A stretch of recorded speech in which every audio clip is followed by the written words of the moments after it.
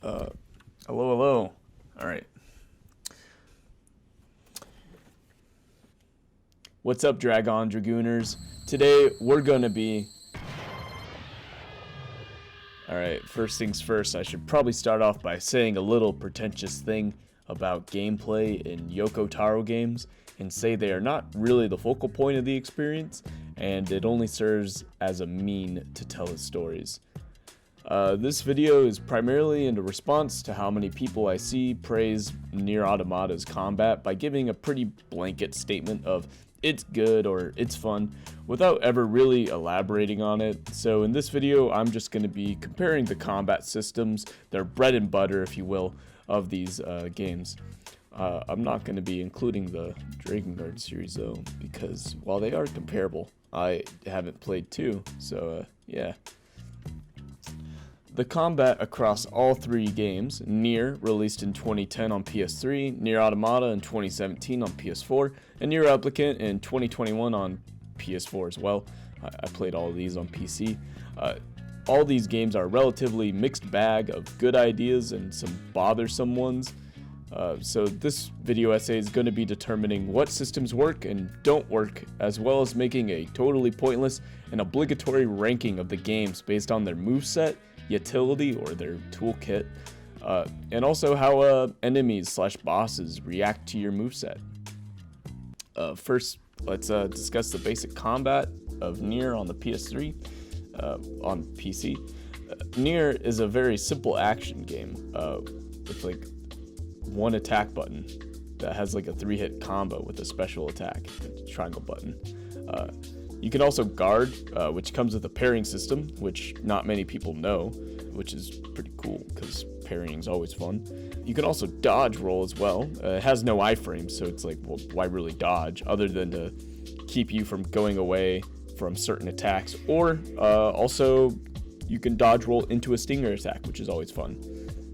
So far a lot of these things are pretty standard combat system, and it kind of sort of plays like a bare bones Zelda game like Ocarina of Time, except in this game there's no targeting system, and you also have a jump button in this game with a helms breaker. You also have a floating book that shoots projectiles where you aim the camera. Yeah, it's not really like Zelda, now that I say it. So Vicey, or the book that does those like sick ass magic moves that are really where the game sort of shine. You have like a dark hand weapon move that's like a big weapon, a big hand I mean, that does like big AoE damage, area of effect. You have like Dark Lance that does like a piercing shot for big damage numbers. You have a Dark Blast, which is a low magic using shot that if held can create homing shots, or you can spam it like crazy and do a bigger number when you like tap the R1 button in like a certain way. It's kind of cool. You also have a Executioner, which can take out a big group of enemies as well as stun them as you focus on other enemies. There's also that one windmill move that you can charge up and just walk into enemies without worrying about projectiles as much. There's a couple other ones like the wall, which blocks incoming attacks, Gluttony, which absorbs attack balls and then releases them out. Well, there's a nice like selection variety of spells. At least half of them are satisfying or even viable to use, and most of them are just kind of impractical, as your defend button makes both Gluttony and the wall move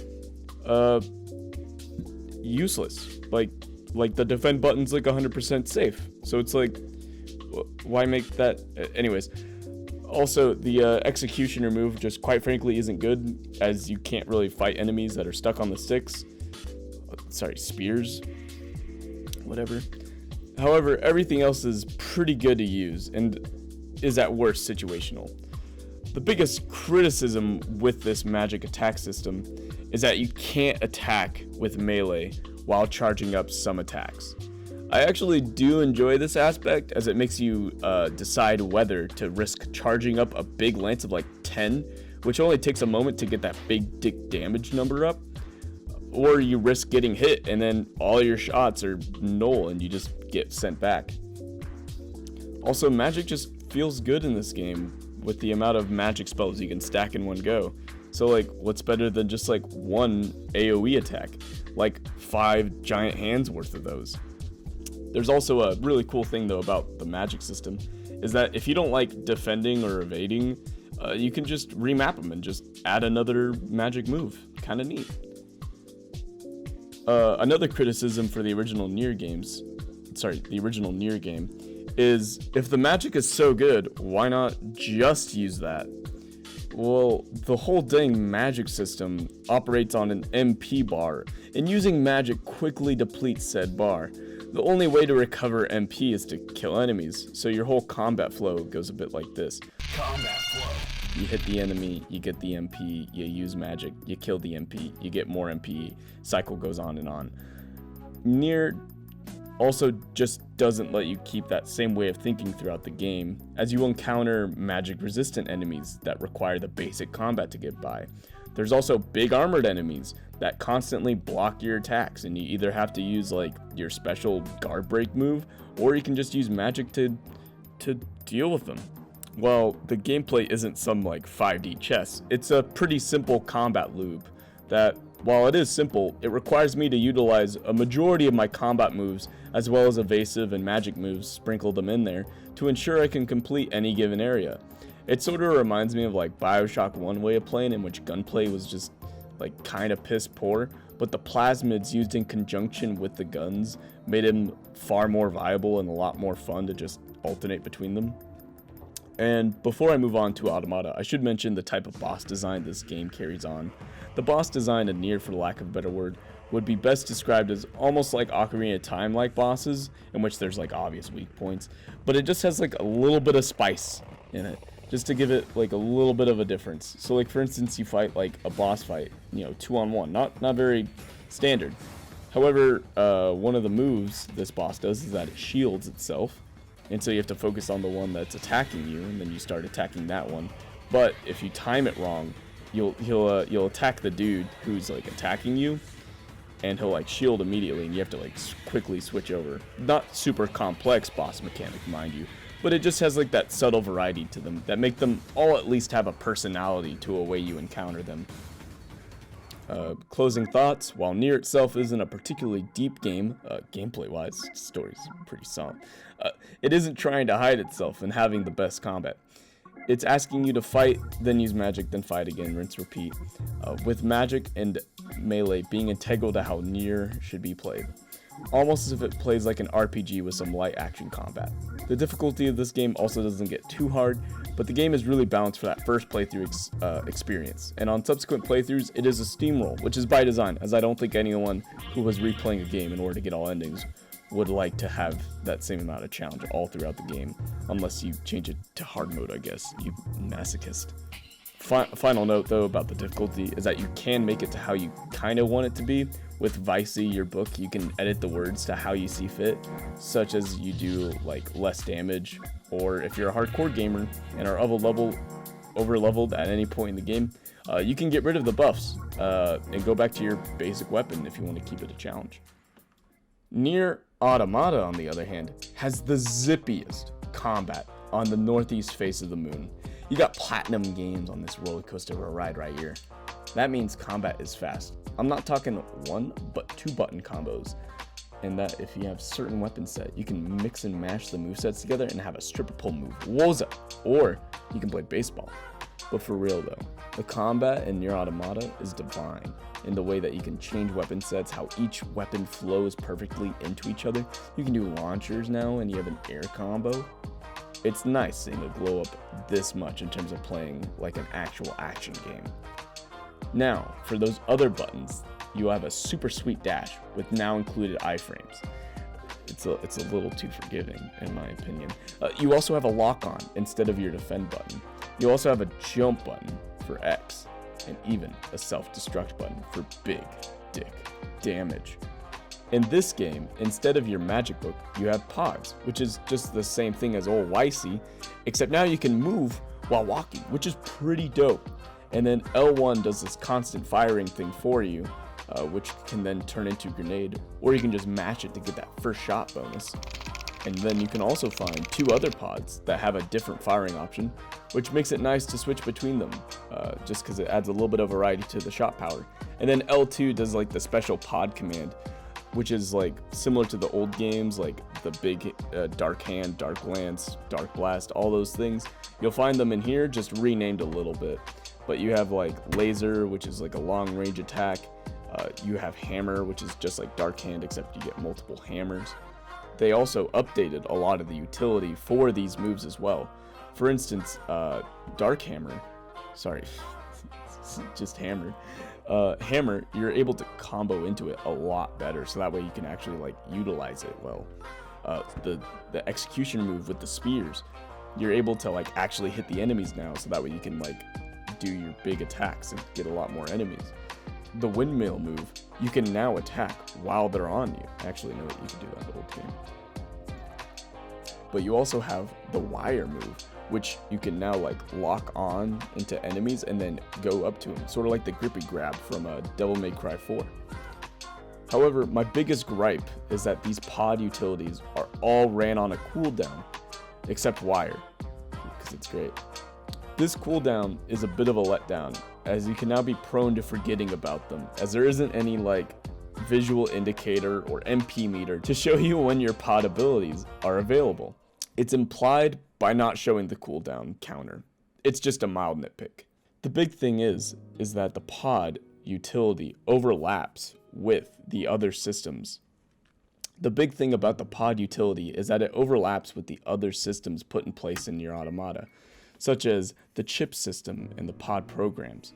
The chip system, which I haven't mentioned, is basically you're able to add buffs, health upgrades, you're able to add like a shockwave to your move.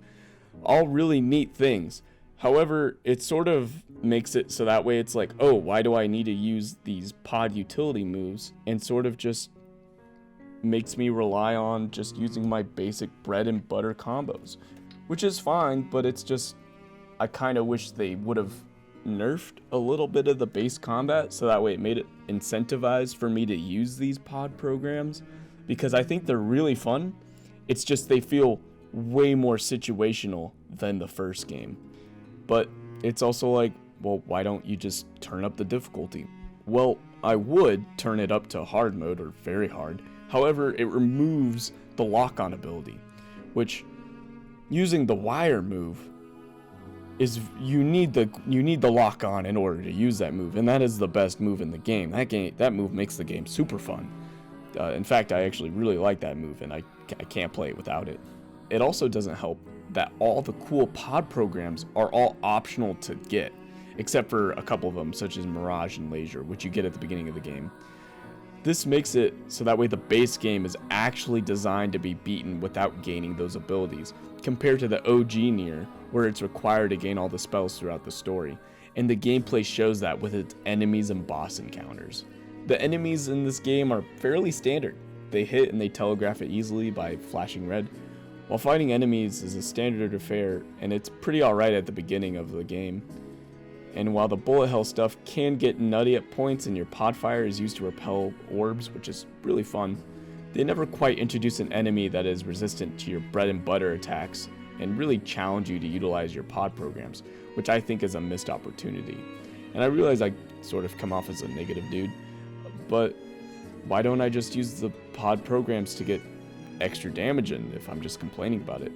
Well, if I use the extra pod programs and use them in conjunction with my bread and butter, I am melting this game in half, as almost none of the enemies are resistant to the pod programs, so it makes the game too easy if I try and use them, as they die too fast for me to want to experiment with the combos. The only way I've had fun comboing these enemies is when I use the unofficial 2B hook mod, and it makes the enemies not die, as well as boss fights. It makes them it makes their health like pretty much infinite. Boss fights, though, all feel like they're designed specifically around the melee combat and not around using your unique pod abilities to counter specific attacks. And instead, they all boil down to evade a bunch and just bread and butter combo your way through the fight. While fun can still be had, it just feels like wasted potential to me, with all the movesets that are available to you as a character. While combat is real heckin' good in Automata, it never quite hits the highs of making strategic decisions while executing combat, and it just feels reactionary in its nature to bring about the most fun experience. It feels more like a character action game with RPG elements more than anything else. Back to the Bioshock 1 analogy. NieR Automata kinda reminds me of Bioshock Infinite, where, yeah, the weapons feel kinda good to play, right? But all the plasmids or vigors, if you will, they just sort of feel like they're kinda there. They don't really impact a whole lot. They feel useless except for like maybe one of them.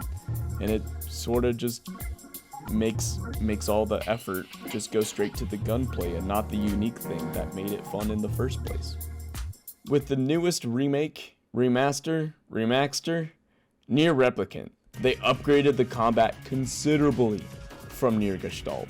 That's the PS3 game. While looking at what worked and what didn't from both installments, while it is largely the same game as NieR Gestalt in terms of enemy variety, the combat took a huge overhaul, as the basic melee combat is actually really fun to execute.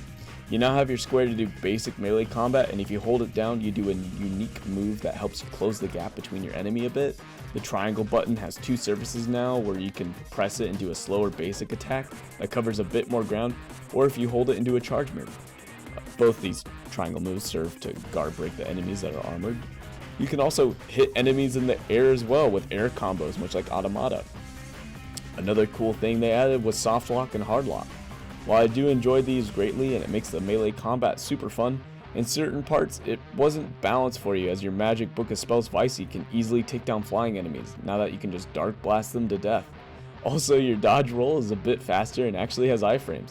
It isn't quite as forgiving as Automata though, and you still have to be more considerate when you do use the dodge. Magic attacks also did get an upgrade in versatility. With Executioner, you can now hit the enemies that are on the spears. Dark Hand being able to launch enemies in the air if you use it mid-combo and go straight into an air combo. Even with the changes to the combat, like making it faster, they still kept the protagonist have a pretty average range of attacks, so that way you still have to use your good old buddy Vicey to dispatch enemies from afar.